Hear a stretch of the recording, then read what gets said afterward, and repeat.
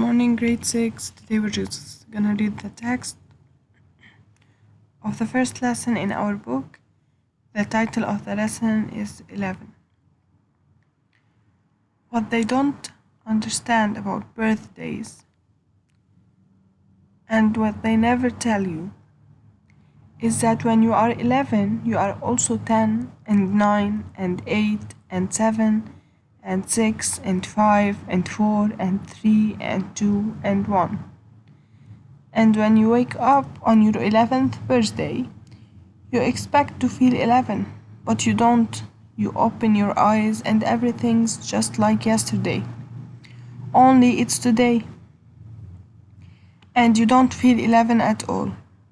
You feel like you are still 10, and you are underneath the year that makes you 11.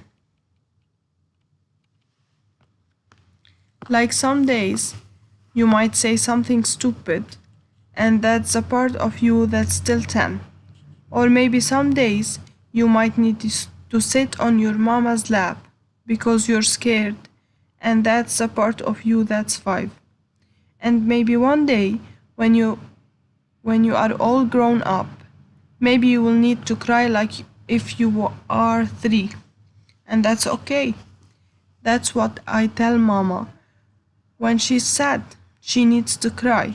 Maybe she's feeling 3.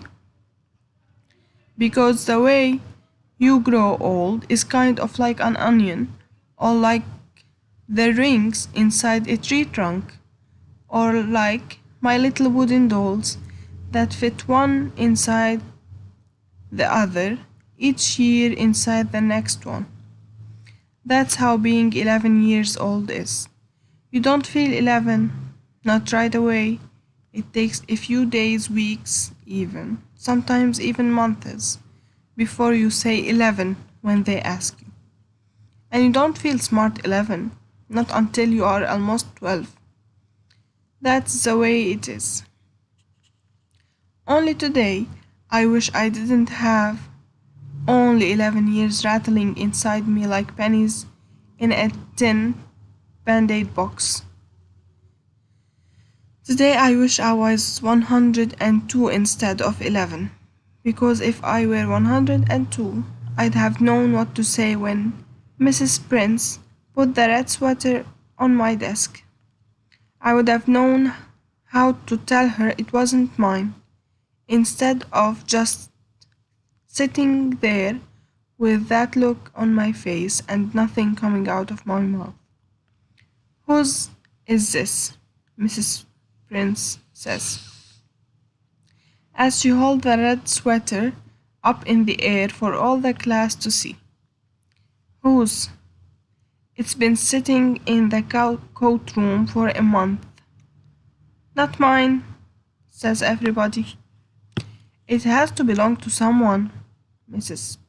Prince keeps saying, but nobody can remember. It's an ugly sweater with red plastic buttons and a collar and sleeves stretched out like you could use it for a jump rope. It's maybe 1,000 years old, and even if it belonged to me, I wouldn't say so. Maybe because I'm skinny, maybe because she doesn't like me. That stupid Sylvia Salvador says, I think it belongs to Rachel.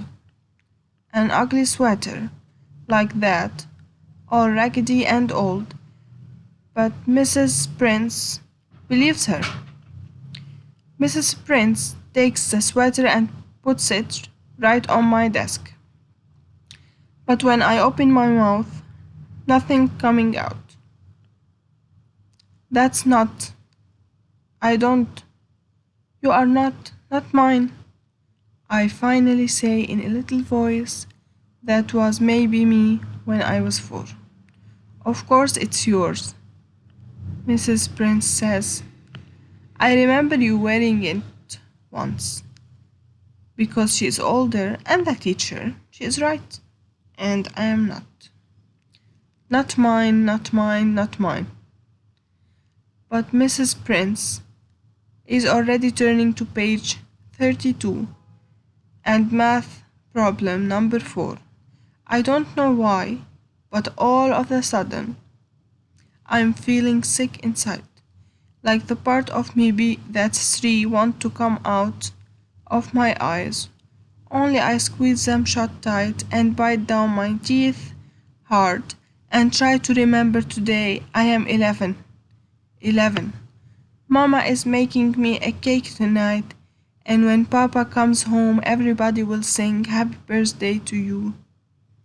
But when the sick feeling goes away and I open my eyes, the red sweaters are still sitting there like a big red mountain. I move the red sweater to the corner of my desk with my ruler. I moved my pencil and books and eraser as far as it is possible. I even made my chair a little to the right. Not mine, not mine, not mine. In my head, I am thinking how long till lunchtime?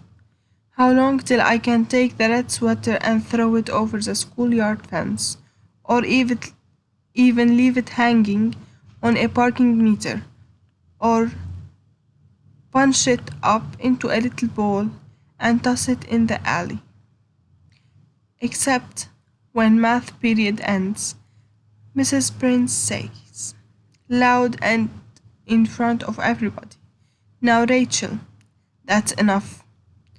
Because she sees I've shoved the red sweater to the tippy-tip corner of my desk, and it's hanging all over the edge, like a waterfall, but I don't care.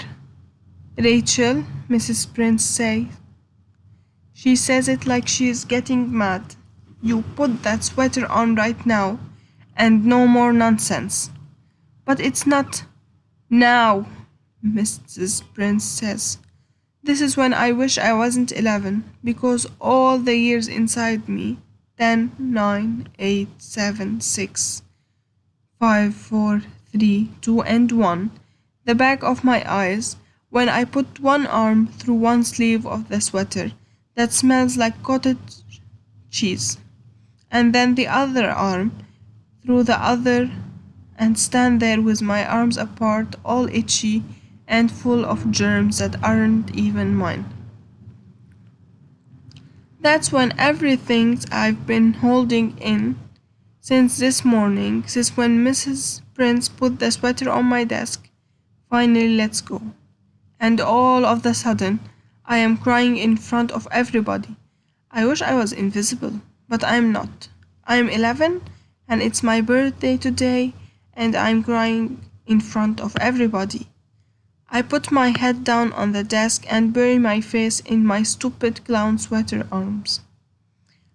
My face all hot and spit coming out of my mouth because I can't stop the little animal noises from coming out of me until there aren't any more tears left. I am shaking like when you have hiccups, and my whole head hurts like when you drink milk too fast. But the worst part is, right before the bell rings for lunch, that stupid Feliz Lopez, who is even dumber than Sylvia, remembers the red sweater is hers. I take it off right away and give it to her. Only Mrs. Prince pretends like everything is okay. Today I'm 11. That's the cake Mama's making for tonight. And when Papa comes home from work, we will eat and everybody will sing. Only it's too late. I am 11 today. I am 11, 10, 9, 8, 7, 6, 5, 4, 3, 2, and 1. But I wish I was 102.